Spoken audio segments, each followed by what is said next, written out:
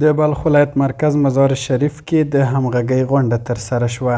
دغه غونډه چې د البرز علمي او فرهنګي ادارې لخوا ترتیب شوې وه، ګڼ شمېر چارواکو، شاعرانو، ترانه ویونکو او عامو خلکو پکې ګډون درلود. په یاده غونډه کې د شاعرانو خپلمنځي لیده کاته، د ولس او اسلامي امارت ترمنځ د واټن کمیدو، د اسلامي امارت د پالیسۍ تعقیب او په هغې د عمل کولو په موخه خبرې اترې وشوې.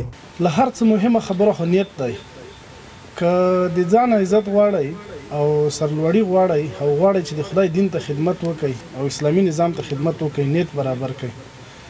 په دې باندې نه کیږي د ژبې چالاکي یا له چا نه په شعر کې د نقل کول، دا سړی یو جي ته یکدم رسوي خو بیرته یکدم غورځوي. خو که چېرته مو د خدای رضا غوره کړله، بیا به ورو ورو خیځئ، خو چې کله هدف ته ورسېږئ بیا رالویږئ نه. ورته مهال د بلخ د اطلاعات او کلتور رئیس د غونډې له ګډونوالو څخه د هرکلي ترڅنګ ټولو شاعرانو ته ډاډ ورکړ چې هڅه کوي ترڅو د دوی د وړتیا په موخه لا هم خپلې هڅې روانې وساتي، او زیاته یې کړه چې په نږدې راتلونکي کې به د مرکز په همغږۍ د شمال زون په سطحه لویه غونډه ترسره کوي. د شعر شاعري دا زموږ د اسلام په تاریخ کې د وخت سره روان دی او بیا تر اوسه پورې پاته دی.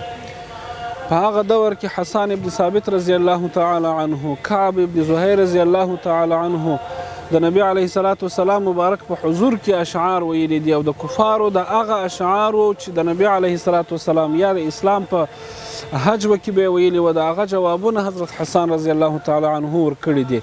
نو هغه اشعار چې حسن اشعار وي، ښه اشعار وي، د الله و دین ته خلک رابولي، هغه اشعار ښه اشعار دي، اصل لري په اسلام کې. د شاعرانو څخه زموږ هم دغه غوښتنه ده چې تاسې په خپلو ادبي او په خپلو شعرو باندې خلک د اسلام دین ته را دعوت کړي، خلک وهڅوئ چې دوی د نورو شانو څخه راوګرځېږي، دین ته مخه کړي.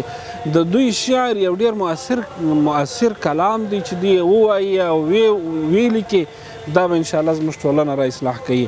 او د دوی سره زموږ همیشه همکاري ده، موږ دوی ته د همکارۍ پوره اطمینان ورکوو، ډاډ ورکوو، موږ د دوی سره همکاره یو. په هره برخه کې مجلسونه ورته جوړوو، په اصطلاح چې ضرورت وي هر څه ضروریات یې ورپوره کوو، خو غواړو چې دوی په دغسې مجالسو کې راټول کړو او داسې مجلسونه. د غونډې ګډونوالو په دغه مجلس کې د ګډون کولو خوښي څرګندوي او وایي چې داسې د همغږۍ غونډې د یووالي، پرمختګ، خپلواکۍ او ټولشموله ارزښتونو ښکارندویي کوي. او د دوی په خبره دې ته ورته غونډې د افغاني تاریخ، کلتور، عنعناتو، شعر او ادب په دورشل کې یو مثبت او ګټور ګام دی. په دې مجلس کې یا په داسې ناستو کې شاعران، مسؤلین یا هغه لیکوالان چې هغوی لیکل کوي، نو دوی سره کینی، سره معرفت پیدا کوي. نو زه ډېر خوشحاله یم که داسې غونډې نورې هم زیاتې شي، نو دا به ډېرې ښه شي، ځکه چې هغه کسان چې له سترګو پناه شوي دي هغوی بېرته سره یو ځای کېږي او د ټولنې لپاره یو جوګه ګرځي.